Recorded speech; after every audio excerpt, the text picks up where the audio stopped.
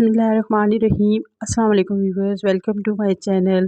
तो व्यूवर्स, आज हम एक दाल की रेसिपी बनाएंगे जो कि है साबुत मूंग दाल की रेसिपी है, जो कि बहुत ही मज़े की बनती है।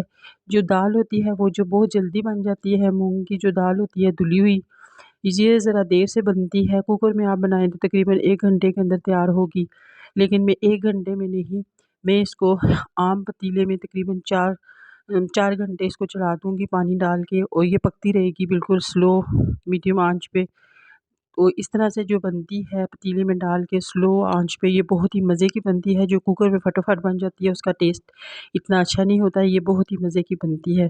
तो व्यूअर्स, आज हम बनाएंगे बहुत ही मज़ेदार और प्रोटीन से भरपूर और ग़िज़ाइयत से भरपूर साबुत मूंग दाल। व्यूअर्स, तो अपनी रेसिपी बनाना स्टार्ट करते हैं। ये मेरे पास साबुत मूंग दाल है जो कि 1 पाव है, 250 ग्राम। तो इसको एक पतीले में डाल दिया है। अब इसमें पानी डालेंगे, 2 लीटर पानी डालेंगे। ये डाल दिया है पानी, एक डाला, ये दूसरा लीटर हमने डाला।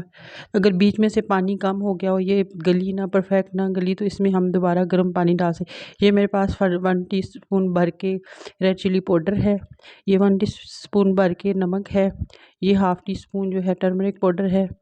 ये 3 मसाले इसमें जाएंगे, वो सिंपल से इसमें डाल देंगे हम। गरम मसाला डालेंगे लेकिन ये बाद में जब पक के तैयार हो जाए। ये मेरे पास साबुत काली मिर्च 12 अदद, 4-5 लौंग है, 2 बारीक काली इलायची है, ये इसमें शामिल कर देंगे। ये सारा कुछ शामिल करके, और ये 1 प्याज है मोटा मोटा काट लिया, और 2 क्लोव जो है वो लहसुन के हैं। बाद में हम तड़के में लहसुन डालेंगे, इसको जब बघार लगाएंगे। तो इसको अब हम कवर करके 4 घंटे के लिए बिल्कुल, पहले हम तेज़ आंच रखेंगे, फिर मीडियम लो आंच पे इसको छोड़ देंगे। व्यूअर्स, हम ढक्कन उठा के चेक कर लेते हैं, 4 घंटे हो गए हैं। ये देखें कि दाल जो है परफेक्ट हमारी गल के तैयार हो चुकी है। बीच में से पानी थोड़ा हो गया था, तो मैंने तकरीबन 1 लीटर बॉयल करके इसमें पानी शामिल किया है।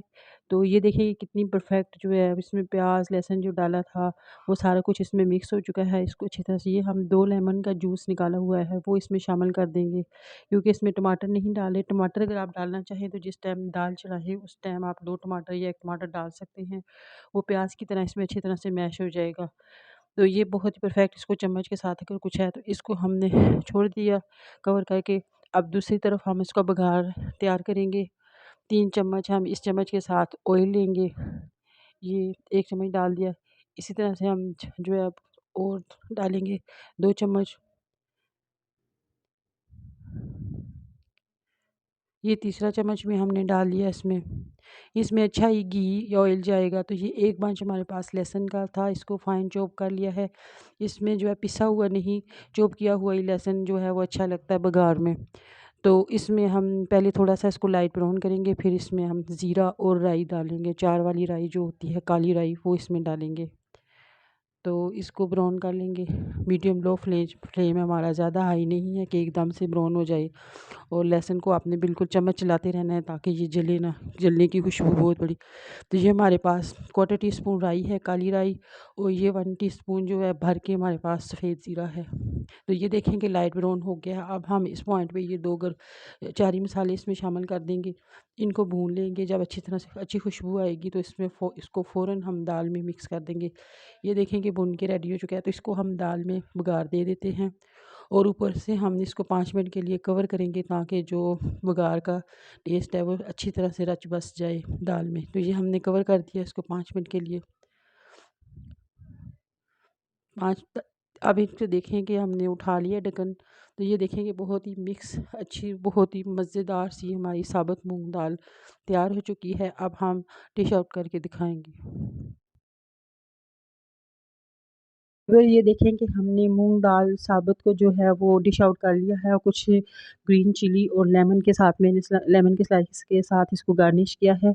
ये बहुत ही मज़े की बनती है, आम जो दाल होती है उससे ज़्यादा मज़े की बनती है। देर ज़रूर लगती है, आप पतीले में बनाएंगे और स्लो आंच पे बनाएंगे तो बहुत ही मज़े की बनेगी। कुकर में जल्दी बन जाती है लेकिन वो टेस्ट नहीं आता।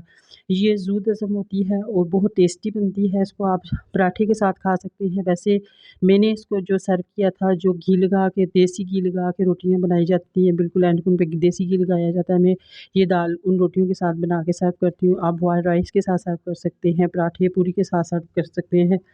जैसे आप पसंद करें अपनी फैमिली को बना के ज़रूर दें, दोपहर को, लंच में, डिनर में। तो व्यूअर्स, अगर आपको मेरी आज की वीडियो पसंद आई है तो इसे लाइक करें, अपने दोस्तों के साथ शेयर करें, कमेंट सेक्शन में कमेंट करें और मेरे चैनल को सब्सक्राइब करें और बेल आइकन को ज़रूर प्रेस करें ताकि मेरी आने वाली वीडियो का नोटिफिकेशन आपको मिल जाए। तो नेक्स्ट वीडियो तक के लिए मुझे इजाज़त दें। अल्लाह हाफ़िज़।